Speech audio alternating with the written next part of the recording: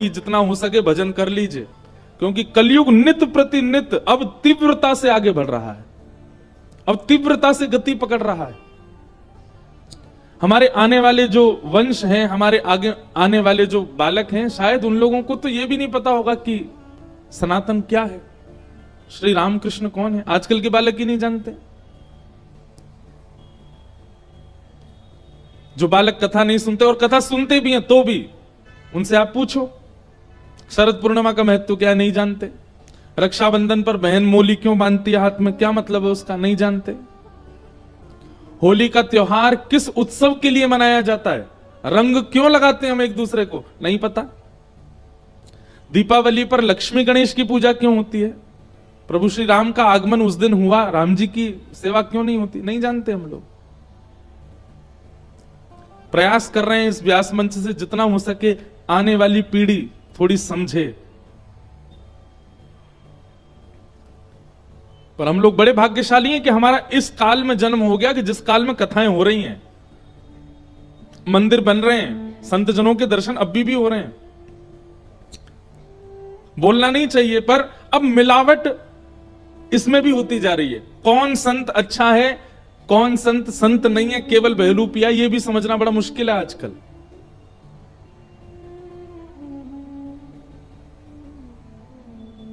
कौन केवल व्यापार कर रहा है और कौन वास्तविकता में, यह भी नहीं समझ में आता आजकल। जिस दिन धर्म संक्रमित हो जाएगा कलयुग से, धीरे धीरे हो गया है, जिस दिन पूर्ण रूपेण संक्रमित हो जाएगा उसी दिन घोर कलयुग प्रारंभ हो जाएगा। तो हम लोग बढ़िया हैं, उससे पहले ही निपट लेंगे संसार से, उससे पहले ही निकल जाएंगे हम लोग। तो अपना ये समय गवाइए मत, बहुत बहुमूल्य है। हम ये बात समझ गए, आप भी समझ जाओ कि मौका दिया है ठाकुर जी ने, अवसर दिया है। हर क्षण हमारा देखा जा रहा है, गिना जा रहा है। एक तरफ गिनती कर रहा है कलयुग और एक तरफ गिनती कर रहे हैं ठाकुर जी। कलयुग गिनती कर रहा है कि इसके पाप ज्यादा बढ़े तो मैं इस पर हावी हूं, और ठाकुर जी देख रहे हैं कि इसका भजन ज्यादा हो तो मैं इसको स्वीकार करूं। हमारे हाथ में है, हम अपना जीवन कहां ले जा रहे हैं। इसलिए एक वचन तो हमें दीजिए कि आपके आसपास क्षेत्र में कोई भी कथाकार आवे, कोई भी संत आवे, कोई भी कथा का क्रम हो, एक दिन की हाजिरी तो आपको लगानी ही लगानी है, जाना ही है। समय निकाल करके जाइए। वो 7 दिन सुन सको तो फिर अच्छा है, लेकिन आप सबके कार्य भी होंगे। लेकिन अब थोड़ा सा सत्संग के प्रति, धर्म के प्रति, अपने कर्तव्यों के प्रति आगे बढ़िए।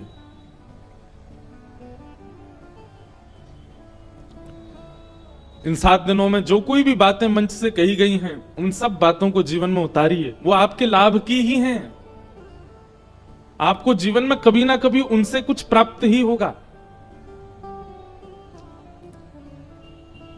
ठाकुर जी कृपा करेंगे, बहुत जल्दी फिर आएंगे आप सबके बीच कथा सुनाने और मंगल भाव रखेंगे। कल चंदौसी गए थे रात्रि में हम, कथा विश्राम करने के बाद, क्योंकि ठाकुर जी की वेणु सुनाई दे रही थी, वेणुगोपाल जी बुला रहे थे, इसलिए कल श्री वेणुगोपाल जी का दर्शन करने के लिए रात्रि में गए। और इतने पुराने, अब हमें तो वहां जाके पता चला कि यहां तो बहुत मंदिर हैं। मंदिर बहुत होना बड़ी बात नहीं है, पर उन मंदिरों में ठाकुर जी की नियम से विधिवत सेवा होना, वहां की ऊर्जा बता देती है कि सेवा कैसी होती है। कल जो रात्रि हम गए वेणुगोपाल मंदिर, वहां बहुत अच्छा लग रहा था। वहां का वातावरण, वहां की वायु, वहां की सुगंधी, वहां के ठाकुर जी, सेवा से ठाकुर जी बोलने लग जाते हैं। सेवा से ठाकुर जी का अंग प्रत्यंग हिलता हुआ दिखाई देता है। जहां केवल खाना पूर्ति होती है वहां ठाकुर जी मूर्तिमंत होके रहते हैं, और जहां वास्तव में सेवा होती है वहां ठाकुर जी का अंग प्रत्यंग और नेत्र बोलते से दिखाई देते हैं। क्यों दुनिया बिहारी जी को ही देखने के लिए तरसती है, क्यों राधा रमन राधा वल्लभ जी में इतनी भीड़ होती है? क्योंकि ऐसा अनुभव होता है कि ठाकुर जी बोल रहे हैं, ठाकुर जी कुछ कह रहे हैं, ठाकुर जी कुछ कर रहे हैं, सेवा होती है वहां। वैसी सेवा का भाव देखा चंदौसी में श्री वेणुगोपाल जी। बड़े मधुर ठाकुर जी, और हमारे वृंदावन से ही आए हैं, चंदो से। हमारे ठाकुर जी वृंदावन ते जन कहां कहां गए, कृपा करवे, कितनी जगह विराज रहे हैं। जयपुर में श्री गोविंद देव जी विराजते हैं, जबकि वृंदावन के सबसे प्रथम ठाकुर हैं श्री गोविंद देव जी। वृंदावन के अष्टदल कमल के बीच में बैठे हैं श्री गोविंद देव जी।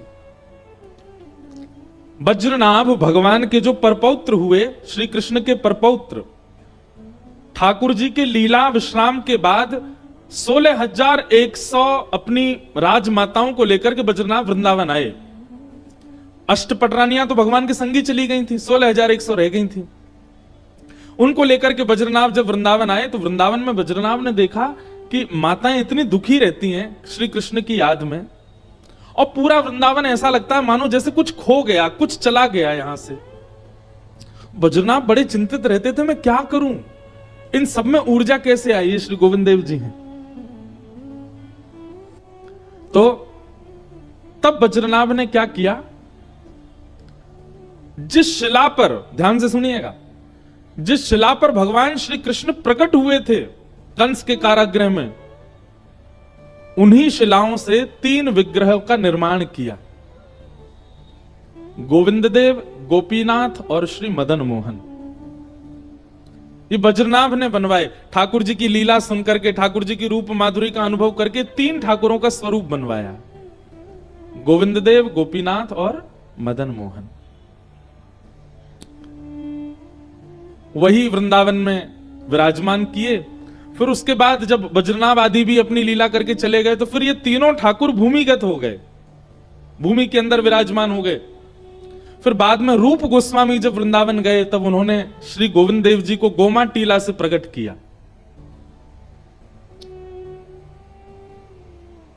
सब सुख सागर रूप उजागर रहे वृंदावन धाम, रूप गोस्वामी प्रकट कियो राधा गोविंद रूप निधान। हम लोग गाते हैं, वो जो हम अंत में गाते हैं ना, वो कोई ऐसी सामान्य नहीं है, वो साक्षात वृंदावन ही है वो पद। और हम पे इतनी बड़ी कृपा, हमारे गिरधर लाल जी ने सहज में ही 1 आध घंटा में ही पूरा पद लिखवा दिया। हम, हमारे प्रेम जी और हमारे एक भैया और हैं, आए नहीं हैं, सागर जी, तीनों बैठे थे गांधी धाम गुजरात में। तो 4 दिन का वहां पर वृंदावन रसामृत प्रसंग पर प्रवचन था। अब देखो, हम बड़ी निजी बात बता रहे हैं, मंच से बहुत कम बोलते हैं, लेकिन सुनो। मन में भाव था कि वृंदावन पर कुछ बोलना है 4 दिन तक। पहला दिन था, अभी कथा में गए नहीं है, तब मन में विचार किया कुछ लिखें। और अचानक मन में श्री भगवत रसिक देव जी का पद है, जहां वो सप्त निधियों का वर्णन करते हैं। प्रथम दरस गोविंद रूप के प्राण प्यारे, दूजे मदन मोहन सनातन हिय उरधारे। इस प्रकार 7 निधियों का उनका पद है श्री भगवत रसिक देव जी का। उसका चिंतन करके हमने कि यार कुछ लिखें वृंदावन के सप्त निधियों पर। वैसे साल भर बैठे रहेंगे पेन कॉपी लेकर, कुछ नहीं आएगा भाव। लेकिन अचानक से चिंतन किया, लाल जी से प्रार्थना की, हे लाल जी ऐसा कोई भाव प्रकट करवाओ कि सब गाएं, सब नाचें, सब आनंदित हों। कथा 3 बजे से प्रारंभ होनी, 1 बजे की बात है, हम बैठे हैं लेके सब साज लेके, क्या लिखें। और तब एक के बाद एक, एक के बाद एक, एक के बाद एक, 1 घंटा के अंदर सारी कड़ियां बनी और ये वृंदावन प्यारो वृंदावन पद लिख दिया। तब से हमको ये लगता है ये मेरी सामर्थ्य नहीं थी, ये तो हमारे गिरधर लाल जी ने लिखवाया है। और आज वृंदावन का हर व्यक्ति गाता है, बड़े बड़े संत गाते हैं। उस पद की वर्षगांठ पर हमारी हर साल अब कथा वहीं होती है गांधी धाम में, जहां वो पद लिखा गया। और जिस घर में लिखा, जिस फ्लोर पर लिखा, वो फ्लोर खाली रहता, वहां कोई नहीं रहता, वहां पूरे फ्लोर पर ये पद ही लिखा हुआ है। जिनके घर में लिखा गया वो अपने आप को इतना भाग्यशाली मानते हैं। 7 निधियों के चित्र लगे हैं, पद लिखा है वहां लंबा सा, और वो कक्ष भी उन्होंने रखा। महाराज जी आपका ही है। मैंने कि भैया ये तो लिख गया, ठाकुर जी ने कैसे लिखवाया, लेकिन पूरे वृंदावन को प्रकट कर दिया उस पद ने। तो श्री वज्रनाभ जी ने 3 विग्रहों का निर्माण करवाया, गोविंद देव, गोपीनाथ, मदन मोहन। वे तीनों ठाकुर कुछ समय बाद वृंदावन की भूमि में ही भूमिगत हो गए। और फिर जब चैतन्य महाप्रभु की आज्ञा से श्री रूप गोस्वामी, रूप सनातन दो भाई हैं और ये बंगाल के अत्यंत धनवान परिवार के दो बालक थे, खूब धनवान थे, राजाओं के यहां इनकी खूब चलती थी। बहुत बड़ा प्रसंग है इनका। लेकिन बस हम एक बात स्पष्ट कहते हैं कथा में और इस बात पर मोहर लगाती हैं सारी बातें कि आपके चाहने से आप ठाकुर जी के नहीं हो पाओगे। ठाकुर जी चाहेंगे तो ही आप उनके हो सकते हो। तो इसका मतलब यदि आप ठाकुर जी के हो गए हो तो इस बात से अपने कमर को थपथपा लिया करो कि ठाकुर जी ने हमको स्वीकार किया है। हम अपनी इच्छा से नहीं हो सकते इनके। ठाकुर जी आपको जब प्रेम भर के देख लेते हैं ना, तभी आपको कथा में रुचि होती है, तभी आपको वृंदावन में रुचि होती है, तभी आपको वृंदावन जाने की इच्छा होती है। रूप गोस्वामी ठाकुर जी का चिंतन कर रहे थे और श्री चैतन्य महाप्रभु का जब उनको प्रथम दर्शन हुआ, उसके बाद से तो बस रट लग गई, अब वृंदावन रहना है। और वृंदावन गए। उनको पता था कि बज्रनाभ ने 3 स्वरूप प्रकट किए, वे वृंदावन में ही हैं परंतु भूमिगत हैं। तब उन्होंने कहा कि ठाकुर जी आप मेरे भजन से केवल प्रत्यक्ष प्रकट होकर दर्शन दे दो और मुझे ही नहीं कालांतर तक जन जन को दर्शन दो, ऐसी कृपा कर दो। तब उनके भजन के प्रताप से एक दिन वो अपनी कुटिया में बैठे थे, नन्ना सा बालक आया और बालक आके बोलो बाबा तू यहां बैठो है, ठाकुर तेरी प्रतीक्षा मां कर रहा है। रूप गोस्वामी उस बालक के पीछे पीछे गए, तभी क्या देखा, एक ग्वारिया की गैया ऊपर खड़ी है एक टीले के ऊपर और उसके थनों से दूध निकल रहा है। उस स्थान पर जाकर के जब दूध जहां भरा था गड्ढे में वहीं खोल करके देखा, थोड़ी मिट्टी हटा करके देखा तो वृंदावन के प्रथम ठाकुर, प्रथम निधि श्री गोविंद देव जी प्रकट हुए। बोल राधा गोविंद देव की। सब सुख सागर रूप जागर रहे वृंदावन धाम। रूप गोस्वामी प्रगट कियो राधा गोविंद रूप निधान।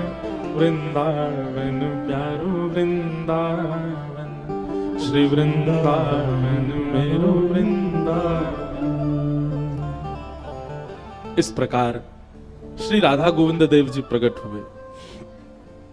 अब रूप गोस्वामी के गोविंद देव जी प्रकट हो गए। अच्छा, गोविंद देव जी के बारे में ऐसा कहते हैं कि जब बज्रनाभ ने तीनों ठाकुरों के रूप बनवाए, गोविंद देव, गोपीनाथ, मदन मोहन, तो जब मदन मोहन जी को देखा 16,000 रानियों ने, तो उन्होंने कहा इनकी तो कमर बिल्कुल श्री कृष्ण जैसी है। गोपीनाथ जी को देखा तो कहा इनकी भुजा श्री कृष्ण जैसी है। जब गोविंद देव जी को देखा तो सब 16,000 रानियों ने घूंघट कर लिया। तो बज्रनाभ बोले आपने घूंघट क्यों किया? बोले ये तो बिल्कुल श्री कृष्ण जैसे ही हैं श्री गोविंद देव जी। अच्छा, गोविंद देव जी का कभी आप मंगला में दर्शन करो, उनके जो कान है ना वो ऐसे रहते हैं आगे की ओर, बिल्कुल ऐसे हैं। उसके पीछे कारण क्या है? श्री गोविंद देव जी कथा सुनने के श्रोता हैं। जयपुर में कभी भी आप अगर गोविंद देव जी का दर्शन करने जाओ, बहुत विशाल प्रांगण है, कोने में बैठ जाना, वो हर जगह से दिखाई देंगे। वहां बैठ करके कोई चरित्र सुनाना, वो सुनने वाले ठाकुर जी हैं। कुछ बालक हैं जयपुर में, हमारी हर साल अकिंचन होती है जयपुर में, अब तो भक्तमाल होगी हर साल।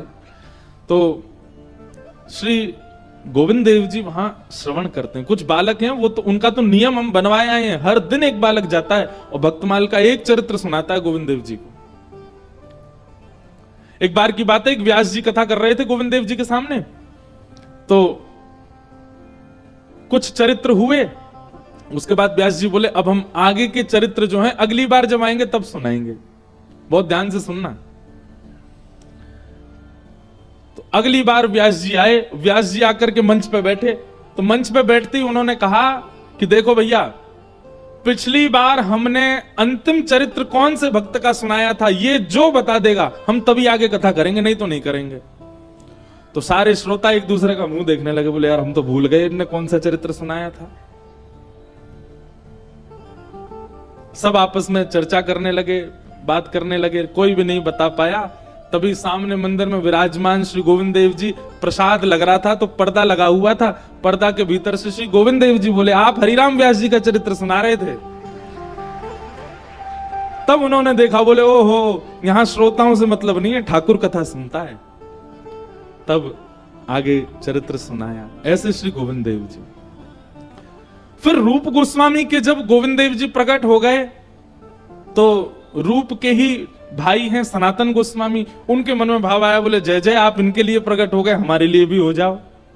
सनातन गोस्वामी मथुरा में यमुना जी के तट पर बैठ के भजन करते थे। एक मैया के यहां भिक्षा लेने जाते थे। उसी मैया के यहां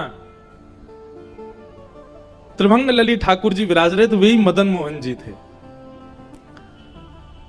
सनातन गोस्वामी जब भिक्षा लेने जाते तो किवाड़ खोल के मैया जब देने आते, सामने ही ठाकुर जी का दर्शन होता। अब मदन मोहन जी, हम यदि ठाकुर जी को देखेंगे ना तो हम देख के चले जाएंगे, ठाकुर जी यदि हमको देख लेंगे तो हम वहीं स्थिर हो जाएंगे, हम जा नहीं पाएंगे वहां से। कभी ऐसा हो कि वृंदावन आप गए और ठाकुर जी के सामने खड़े है कि हिलवे कोई मन नहीं करे, वहां से निकलवे कोई मन नहीं करे, तो यूं ही सोचियो कि ठाकुर जी ने तुमको देख लियो, यही हमारे हिल नहीं पा रहे हो, और मंदिर में पहुंच के जावे की इच्छा है गई, निकल गए बाहर, तो यूं ही सोचिए तुम ही देख के आए, ठाकुर जी ने नहीं देखा आपको। कई दर्शनार्थी ऐसे होते हैं, घूम घूम के आते हैं, फिर से कुछ चीज पकड़ लेंगे, कहीं छुप के खड़े हो जाएंगे, हमें कोई बाहर नहीं कर दे, इसका मतलब यही है ठाकुर जी उसको देख रहे हैं। तो सनातन गोस्वामी तो ऐसे हो गए, भिक्षा लेने के बाद ही वहीं खड़े रह गए। मैया बोली बाबा जाओ, भिक्षा दे दी, अब तो जाओ, लेकिन सनातन गोस्वामी हिल नहीं पावे। अब तो वही चिंतन चलने लगा, कैसे स्वरूप, कैसा मुखमंडल, कैसे भुजा, कैसे चरण, कैसी ग्रीवा, कैसे वक्ष। अब तो सनातन गोस्वामी रोज इसी लोभ में जाते कि हमको भिक्षा मिले और हम उनका दर्शन करें। देखते देखते एक दिन सनातन गोस्वामी बोले जय जय, जब इतना प्रेम कर ही रहे हो हमसे तो फिर आ जाओ हमारे पास। और उसी रात्रि में श्री मदन मोहन जी, वो जो मैया सेवा करती थी, उनके स्वप्न में गए और स्वप्न में जाके बोले, मैया कल जब बाबा भिक्षा लेवे आवे, सुबह को भिक्षा के रूप में मोइये प्रदान कर दी। मैया बोली, मेरी सेवा से आप प्रसन्न नहीं हो? बोले नहीं, बहुत प्रसन्न हूं मैया, लेकिन तेरे तो कछु दिन ही रह गए, तो कछु दिना बाद चली जाएगी, फिर मेरी सेवा कौन करेगा? तो मैं तो पहले ही अपनी व्यवस्था कर रहा हूं, वो बाबा के पास मुंह दे दे। और अगले दिन जैसे ही वे आए, रोती विलकती मैया मदन मोहन जी को हृदय से लगा करके लेके गई और श्री सनातन गोस्वामी को प्रदान कर दिए। बिहरत निस दिन कुंज गलन में, ब्रज जन मन सुख धाम, मदन मोहन को रूप निरख के, श्री मदन मोहन को रूप निरख, सनातन बलि बलि जाए, वृंदावन प्यारो वृंदावन। और सनातन गोस्वामी के साथ श्री मदन मोहन जी आए, और मदन मोहन जी तो बड़े लीला, सबसे नटखट हैं सातों में श्री मदन मोहन जी। कहां विराजते हैं? करौली राजस्थान में। ये मुगलों के आने के बाद, कई मुगल क्योंकि मंदिर तोड़ते थे, इसलिए ठाकुर राजस्थान में राजाओं के आश्रय में चले गए, इसलिए कुछ ठाकुर हमारे वृंदावन से बाहर चले गए, नहीं तो ये सातों वृंदावन में ही थे। तो श्री मदन मोहन जी को लेकर के सनातन गोस्वामी गए। इतनी सुंदर लीला आती है श्री मदन मोहन जी की कि सनातन गोस्वामी का नियम था कि 24 घंटा में कम से कम 18 घंटा भजन करते थे, और बाकी के एक आध घंटा स्नान आदि कुछ प्रसाद पाते, एक आध घंटा सोते, बस इस प्रकार 24 घंटा निकलता उनका।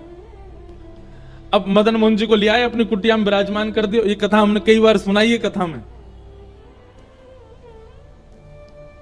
सनातन गोस्वामी का नियम था कि एक टिक्कर बनाते थे, टिक्कर समझते, मोटी रोटी बड़ी सी बनाते और उसी को ब्रजरज में रखते, जब भूख लगती नेक निकाल के नेक पा लेते, फिर एक आध दिना तक भजन करते, फिर थोड़ी सी निकाल के पा लेते, फिर भजन। आज भी ब्रज में ऐसे संत हैं, वो खूब मोटे मोटे टिक्कर ब्रज की रज में अंदर रखते हैं, और जब भूख लगती है उसमें थोड़े टूक लेके पा लेते हैं। कोई सब्जी नहीं, कोई नमक नहीं, मिर्च नहीं, कुछ नहीं, बस भजन के लिए जीवित रहना है, इतना पाते हैं। हम लोग भोजन के लिए जीवित रहते हैं, तो ब्रज में लोग भजन के लिए जीवित रहते हैं। कई लोग हैं वो तो जिंदा ही इसीलिए कि हम कुछ और खा सकें। एक बार मैं एक व्यक्ति के संग कहीं जा रहा था, तो रास्ता हम लोग खूब सारा बाल भोग करके निकले, खूब सारा नाश्ता पा लिया। तो जैसे ही रास्ता में कहीं रुके, बाल भोग करके निकले थे, तो रास्ता में एक जगह शौच आदि के लिए निवृत्त होने के लिए रुके, तो वहीं पोहा बन रहे थे। पोहा समझते हैं? नमकीन चूड़ा पोहा। तो साथ में जो व्यक्ति थे उनको सुगंधी आ गई पोहे की। तो पोहे की सुगंधी आने के बाद वो ऐसे घूमने लगे, 2-4 राउंड। मैंने कि क्या हुआ? बोले महाराज जी वो सुबह का खाने पच जाए तो पोहा और पाऊंगा। मैंने कहा वारे भैया, भूख नहीं है, केवल पानो है, स्वाद अच्छा है। हमारे लाल जी भी ऐसे ही हैं, ठाकुर जी भी ऐसे ही हैं, वो भी पाम है, पूरे दिन 8 बार प्रसाद पाते हैं दिन भर में। तो मदन मोहन जी तो श्री सनातन गोस्वामी तो एक टिक्कर पाते थे, और एक टिक्कर ही 2-3 दिन तक चलता था। परंतु अब ठाकुर जी मदन मोहन जी आ गए, तो उनके लिए रोज छोटे छोटे टिक्कर बना के प्रसाद में रखते थे। एक दिन सनातन गोस्वामी के ध्यान में श्री मदन मोहन जी सचल प्रकट हो गए, और प्रकट होकर बोले बाबा, अरे जय जय, कैसी सेवा चल रही है? आपको सुख मिल रहा है कि नहीं? आनंद आ रहा है कि नहीं? ठाकुर जी बोले सनातन जी, आनंद तो बहुत आ रहा है, लेकिन रूखी रोटी खवाए खवाए के आपने हमारा गौरव जो है का चौक कर दियो है। अरे बामे नेक नमक बुरक दे करो, नेक नमक तो डाल दे करो आटे में, थोड़ा तो स्वाद आवे। सनातन गोस्वामी बोले अरे भगवान, हम तो भजनानंदी महात्मा है, हम कहां इतना। ठीक है, कल से आपके लिए मैं नमक वाली बढ़िया टिक्कर बनाऊंगा। और भिक्षा में नमक लेके आते, आटे मिला के गूंद करके टिक्कर बना के पवाते। कुछ दिन तक ठाकुर जी ने प्रेम से पाया। कुछ दिन बाद ठाकुर जी फिर ध्यान में आ गए। सनातन गोस्वामी बोले जय जय, अब तो बढ़िया है, नमक वाली रोटी पा रहे हो। मदन मोहन जी बोले वो तो बढ़िया है, रोटी में नेक नमक स्वाद तो आ गयो, लेकिन रूखी रूखी रोटी पाऊं तो गले में इर्ज जाए मेरे में, नेकवा में घी लगा दे करो। सनातन गोस्वामी बोले अच्छा ठीक है, कल से भिक्षा में घी भी ले आएंगे। नमक लेने आने लगे, घी लेके आने लगे, बढ़िया घी लगा के ठाकुर जी को पवाने लगे। कुछ दिनों बाद ठाकुर जी फिर आ गए, ध्यान में आके बोले आप नमक तो लेके ही आते हो, घी भी ले आते हो, एक आलू और ले आए करो, वाकू भून के वाकी चटनी बना के पवाई दे करो, टिक्कर से आलू लगा के पालेंगे ने स्वाद आ जाएगा। सनातन गोस्वामी ने तुरंत नेत्र खोले, अपनी माला झोली कोने धरी, ठाकुर जी उठा लिया। ठाकुर जी बोले कहां ले जा रहे हो? बोले वापस मैया के पास छोड़ के आ रहा हूं। अरे हम यहां भजन करने के लिए कुटिया में रहते, तुम यहां 56 भोग बनवा रहे हो। ठाकुर जी सचल प्रकट हो गए और मदन मोहन जी सनातन गोस्वामी के गले से लग गए। बोले बाबा, तू चाहे रूखी रोटी खवा, चाहे नमक बुरक के खवा, चाहे बिना घी की खवा, रहूंगा तेरे पास ही, तो छोड़ के ना जाऊंगा।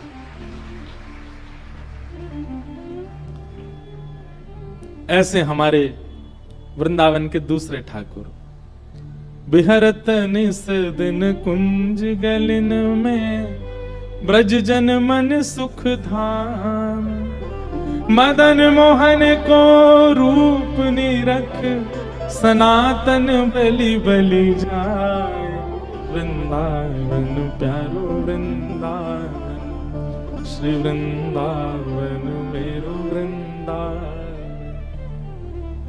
तो भैया अब हमें पता नहीं हम क्यों इस प्रसंग में चले गए, क्यों वृंदावन के निधियों की चर्चा करने लगे। हमारे पूज्य नाना जी कहते थे कि कथा में क्रम कुछ हो और निकलने कुछ और लगे तो समझ जाना जिनकी बात आ रही है ना वो कथा में विराजे हैं, इसीलिए उनकी बात आ रही है। और ये बात ऐसे ही नहीं मानिएगा, हम तो इस बात पर पूर्ण विश्वास करते हैं कितनी बार ऐसा होता है, सोच विचार करके कुछ बैठते हैं पर निकलने कुछ और लगता है, तो फिर अब गोवर्धन लीला सुनानी है, लेकिन कहां वृंदावन निधियों की चर्चा अपने आप ही प्रकट होने लगे। तो निश्चित ही आज हो सकता है कि इस कथा में श्री गोविंद देव जी, मदन मोहन जी और अकेले नहीं आए होंगे, सनातन और रूप गोस्वामी के संग विराज रहे होंगे, देख रहे होंगे, तभी वो प्रसंग स्मृति में आ रहे हैं। तो भैया हमारा जीवन बड़ा अनमोल है, इस जीवन को केवल खा पी करके व्यर्थ मत गवा दीजिए, अपने कर्तव्यों का निर्वहन कीजिए। लेकिन जैसे रूप गोस्वामी, जैसे मीराबाई, जैसे सनातन गोस्वामी, श्री गोपाल भट्ट गोस्वामी, हितरवंश महाप्रभु, स्वामी श्री हरदास जी महाराज, सबने ठाकुर जी को प्राप्त किया, हम क्यों अधूरे रहें जीवन में? हम भी प्राप्त करें, हम भी उस श्रेष्ठ सत्ता का अनुभव अपने जीवन में करें।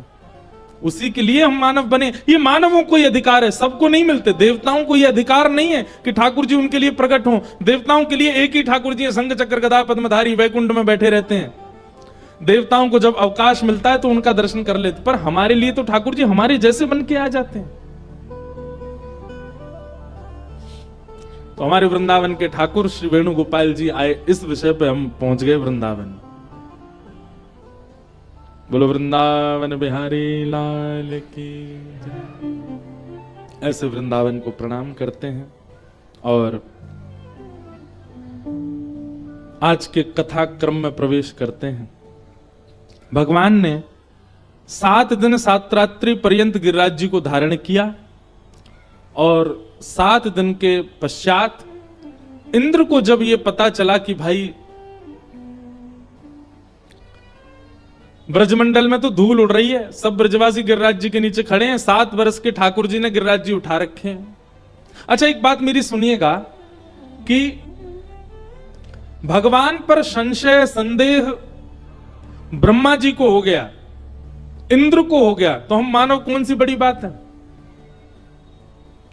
कई बार मानवों को भी संशय हो जाता है, पर सत्संगी मानव यदि है तो उसको कभी संशय नहीं हो सकता, ठाकुर जी पर संदेह नहीं हो सकता। और कदापि संशय संदेह आपके चित्त में हो रहा है तो अपना सत्संग बढ़ाइए। एक बात याद रखिएगा, हर समस्या की एक चाबी है, सत्संग। सत्संग का मतलब केवल प्रवचन नहीं होता, बहुत सारी चीजें आती सत्संग में। सद ग्रंथों को पढ़ना भी सत्संग है, सद वस्त्रों को धारण करना भी सत्संग है, सद स्वरूप बनाना भी सत्संग है। अब हम लगाते तो तिलक हैं, लेकिन जेल वेल लगा करके बाल खड़े कर लें सीधे ऊपर, सत्संगी लगेंगे? कई बालक हैं वो अपने बाल ऐसे खड़े कर लेते हैं, यहां से कटवा देते हैं, बीच में खड़े रहते हैं बस सीधे, और उस पर गोल्डन कलर और करवा लेते हैं। सत्संगी व्यक्ति का इस स्वरूप नहीं है, वो तो सामान्य रहेगा, साधारण रहेगा, ज्यादा लाग लपेट नहीं आता, सम रहे।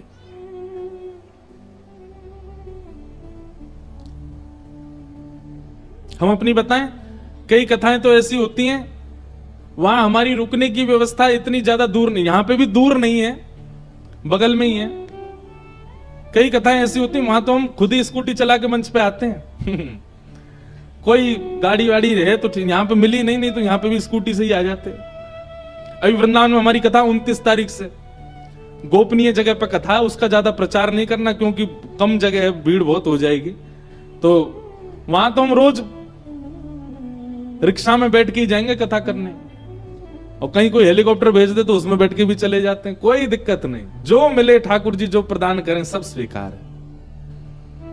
हे मारा गिरधर लाल थारो नचायो नाचू रे, मारा गिरधर लाल थारो नचायो। सत्संगी को ऐसा होना चाहिए, मारा गिरधर लाल थारो नचायो नाचू रे, मारा गिरधर लाल थारो नचायो नाचू रे, मारा नट राजा थारो नचायो नाचू रे, मारा नट राजा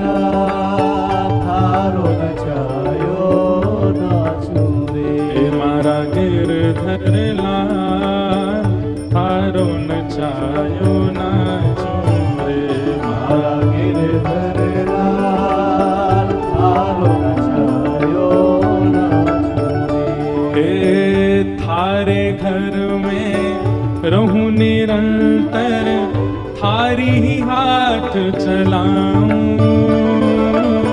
थारे घर में रहूं निरंतर, थारी बात चलाऊं। कहने का क्या भाव है?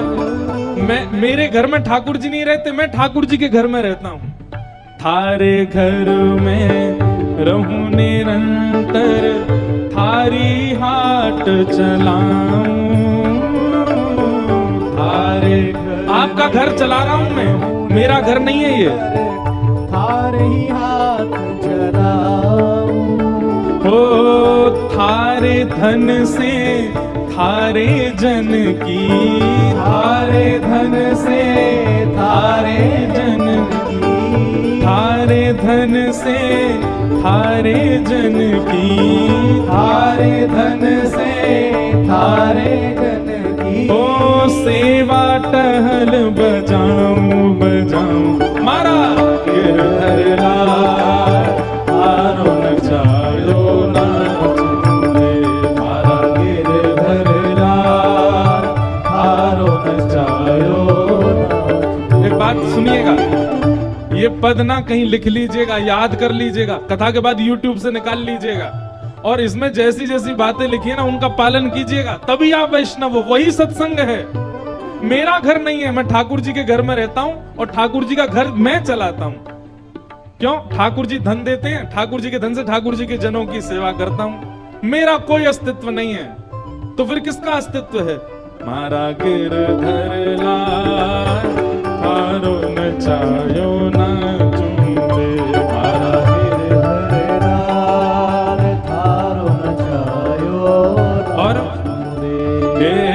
जा रंगरा कपड़ा पहरावे, वैसो ही भेष बनाऊं, जा रंगरा कपड़ा पहरावे, वैसो ही भेष बनाऊं। हाँ प्यारे वैसो ही भेष बनाऊं, ओ प्यारे वैसो ही भेष बनाऊं। और ओ जैसो बोल बुलावे मुख सो, जैसो बोल बुलावे मुख सो, जैसो बोल बुलावे मुख सो, जैसो बोल बुलावे मुख सो। मैं वैसी ही बात सुनाऊं सुनाऊं, मारा गिरधर लाल थारो नचायो नाचूं रे, मारा गिरधर करताल बजा के गा, थारो नचायो नाचूं रे, मारा नट राजा थारो नचायो नाचूं रे, मारा नट राजा थारो नचायो नाचूं रे। हे रूखो सूखो जो कछु देवे, थारे ही भोग लगाऊं, रूखो सूखो जो कछु देवे, थारो ही भोग लगाऊं। हाँ प्यारे थारो ही भोग लगाऊं, ओ प्यारे थारो ही भोग लगाऊं। और हे खीर परस या छाछ रावणी, खीर परस या छाछ रावणी, खीर परस या छाछ रावणी, खीर परस या छाछ रावणी। मैं सवई प्रेम सो पाऊं हाँ पाऊं, मारा गिरधर लाल थारो नचायो नाचूं रे, मारा गिरधर लाल थारो नचायो नाचूं रे, मारा नट राजा थारो नचायो नाचूं रे, मारा नट राजा भुजा उठा के करताल बजाओ, बोल गिरधर लाल की।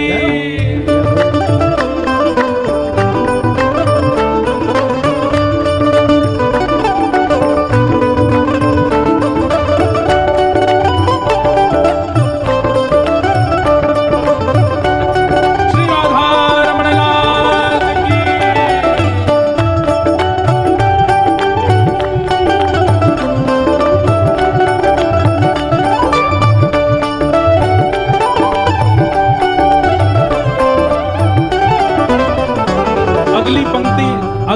पंक्ति मुझे बहुत प्रिय लगती है। क्या कह रहे हैं? ओ घर का प्राणी कहा न माने, मन मन खुशी मनाऊं।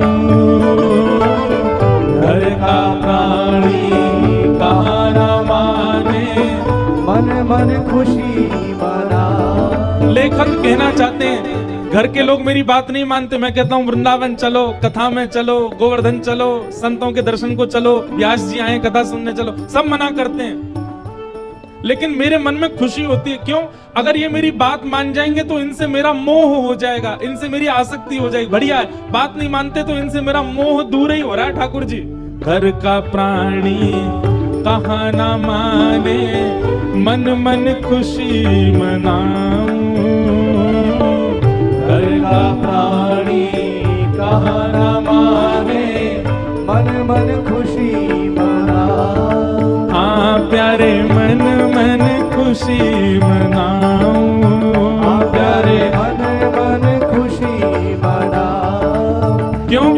हो थारे इस मंगल विधान में, थारे इस मंगल विधान में, ओ थारे इस मंगल विधान में, थारे इस मंगल विधान में, मैं काहे टांग अड़ाऊं अड़ाऊं। मारा गिरधर लाल थारो नचायो ना, मारा गिरधर लाल थारो नचायो ना छोड़े, मारा गिरधर लाल थारो नचायो ना छोड़े।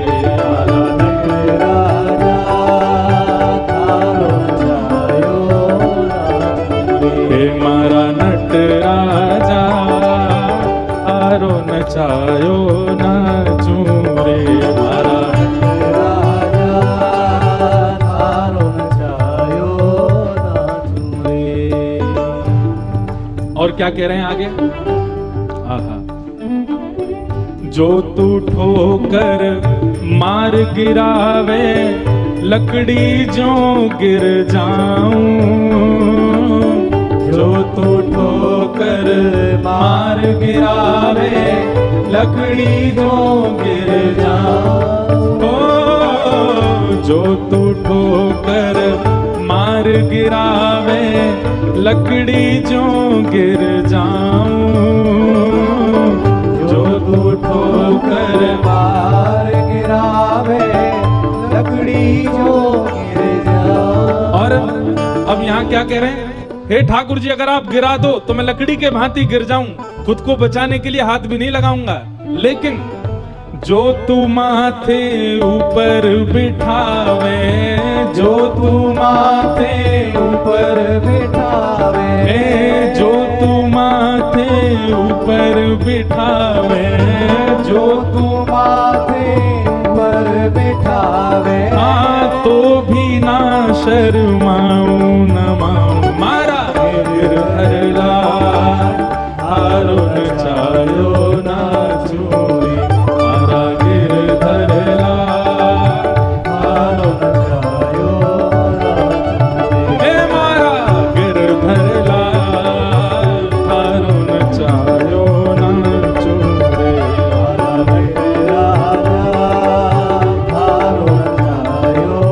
बोले गिरधर लाल की।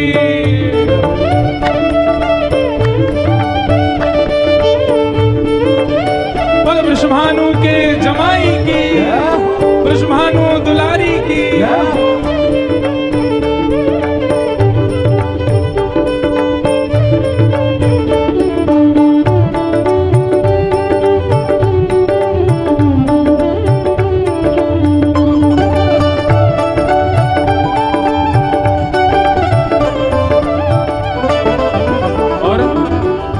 जो तू, हाँ जो तू तन को रोग लगावे, ओढ़ सिरस सो जाऊं। जो तू तन को रोग लगावे, और सिरस सो जा। हाँ जो तू तन को रोग रोग लगावे, ओढ़ सिरस सो जाऊं। जो तू तन को रोग लगावे, ओढ़ सिरस सो जा।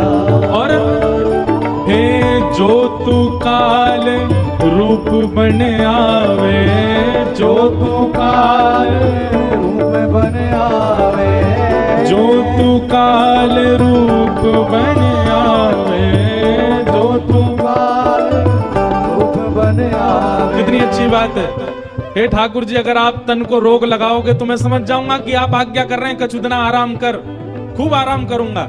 लेकिन कहीं ठाकुर जी आप मेरी मृत्यु बन करके आ गए, अगर आप काल रूप में भी आ गए तो मैं आपसे डरूंगा नहीं। जो तू काल रूप बन आवे, जो तू काल रूप बन आवे, लपक गोद में जाऊं, हाँ जाऊं, मारा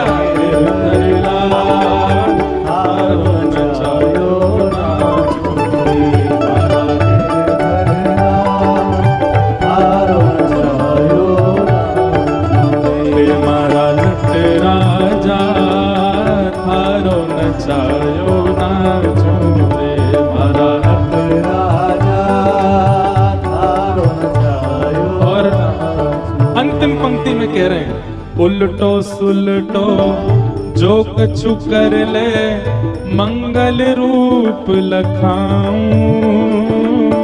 उल्टो सुलटो जो कछु कर ले, मंगल रूप। कहने का भाव क्या है?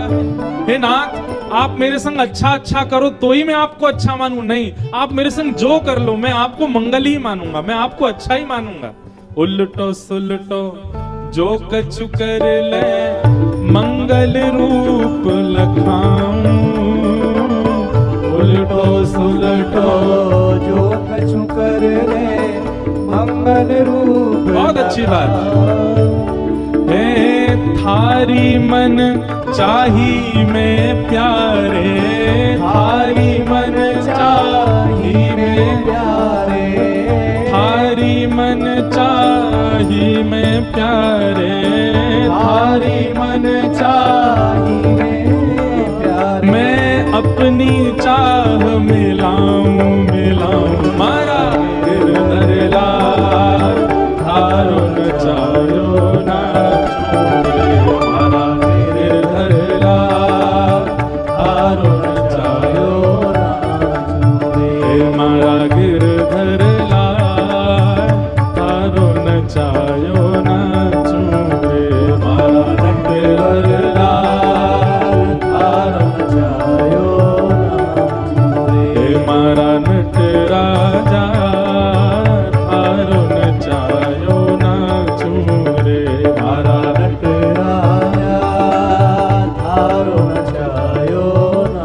गोविंद जय जय गोपाल जय जय, गोविंद जय जय गोपाल जय जय, गोविंद जय जय गोपाल जय जय, गोविंद जय जय गोपाल जय जय। श्री राधा रमण हरि गोविंद जय जय, राधा रमण हरि गोविंद जय, श्री राधा रमण हरि गोविंद जय जय, राधा रमण हरि गोविंद जय।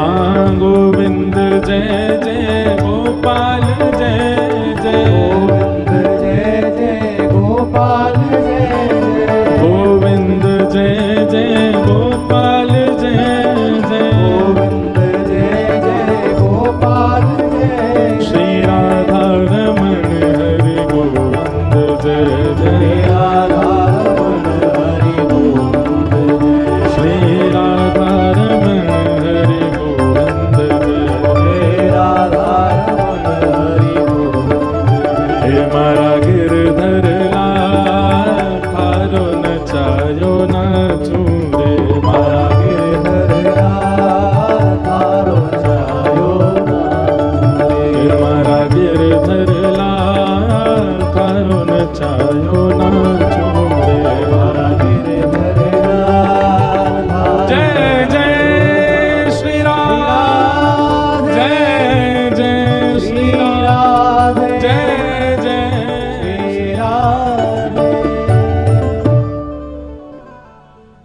हमको ये पद बहुत प्रिय लगता है। इसमें जो बातें हैं ना, ये वास्तविक सत्संगी व्यक्ति के लक्षण है। उल्टो सुलटो जो कछु कर ले, मंगल रूप लखाऊं। हम लोग कैसे हैं? हमारे साथ एक चीज विपरीत हो जाए, हम ठाकुर जी का रूप समझने लग जाते हैं। अरे इनमें शक्ति ना है, इनमें कछु दम ही ना है, मेरो कछु मंगल कर ही ना रहे। पर नहीं, थारे हर मंगल विधान में मैं अपनी चाह मिलाऊं मारा गिरधर लाल, थारो न चायो ना चूरे मारा नटराजा, थारो न चायो ना चूरे। तो भगवान ने 7 दिन तक गिरिराज धारण किए। 7 दिन बाद गिरिराज जी को पुनः विराजमान कर दिया। तत्पश्चात गायों ने भगवान का नामकरण किया गोविंद। विंद मतलब होता है रक्षक, और गौ माने गैया। अच्छा, एक बात सुनिएगा, केवल गैयाओं की रक्षा की ही गोविंद नहीं है। गो कहते हैं इंद्रियों को। किनको कहते हैं? गो, इंद्रिय। बहुत ध्यानपूर्वक सुनिएगा। हमारे शरीर में जितनी भी इंद्रियां हैं, आंख, नाक, जीभ, त्वचा, कान, हाथ, पैर, मुख, जिनसे हमारा जीवन चलता है, जिनसे हमारे पाप या फिर पुण्य बनते हैं, ये सारी इंद्रियां हैं। इन इंद्रियों के समूह को भी गो कहते हैं, और इनके जो रक्षक हैं वो गोविंद। एक बात हमारी बहुत ध्यानपूर्वक सुनिए। हम सब जानते हैं हमारी कौन सी इंद्रिय खतरनाक है। हम सब जानते हैं हमारी कौन सी इंद्रिय ऐसी है जो परम आसक्त है संसार में। किसी की जीभ बड़ी चटोरी है, किसी के नेत्र बड़े चंचल हैं, रुकते ही नहीं है, कब बस रूप देखने में ही लगे रहते हैं। किसी के कान स्थिर नहीं रहते। हम जानते हैं हमारी कौन सी इंद्रिय हमारे वश में नहीं है। हमारी एक बात बहुत ध्यानपूर्वक सुनो, आपकी जो भी इंद्रिय आपके वश में नहीं है, वो इंद्रिय जब भी अपनी इच्छा प्रकट करती हो, उस दिन गोविंद गोविंद गोविंद गोविंद गोविंद नाम का जाप किया करो। आपकी जह भी इंद्रिय अपने आप से बाहर जाएगी, ठाकुर जी उसको अपने आप वश में कर लेंगे। जैसे मन में कोई दुर्भाव प्रकट हो रहा है, किसी के प्रति ईर्ष्या प्रकट हो रही है, किसी के प्रति ईर्ष्या का भाव आते ही नेत्र बंद करो, ठाकुर जी के मधुर रूप का दर्शन करो, गोविंद गोविंद गोविंद गोविंद। या फिर श्री कृष्ण गोविंद हरे मुरारे हे नाथ नारायण वासुदेव, श्री कृष्ण गोविंद हरे मुरारे हे नाथ नारायण वासुदेव। बार बार इसका चिंतन करो। ऐसा करने से कुछ दिनों में आपकी ईर्ष्या कम हो जाएगी, आपके चित्त में काम प्रकट हो रहा है। आप इसी मंत्र का या केवल गोविंद गोविंद बोलते रहो, आपका काम नष्ट हो जाएगा। इंद्रियों को वश करना सीखिए भगवान नाम के द्वारा। गो माने इंद्रियां, उनके जो रक्षक हैं वही हैं गोविंद। भगवान का नाम गोविंद हुआ।